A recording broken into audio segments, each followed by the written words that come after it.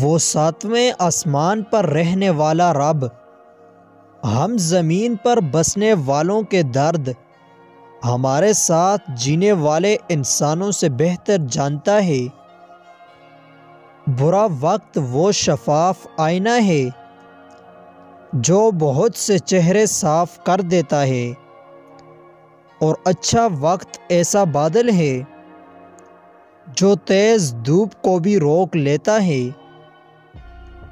اگر پنسل بن کر کسی کی خوشیاں نہیں لکھ سکتے تو کوشش کرو کہ ربر بن کر کسی کے غم مٹا دو۔ اچھی سوچ والوں کو سکون ڈھونڈنا نہیں پڑتا، ان کے دل ہمیشہ نکھری ہوئی صبح کی طرح اجلے اور پرسکون ہوتے ہیں۔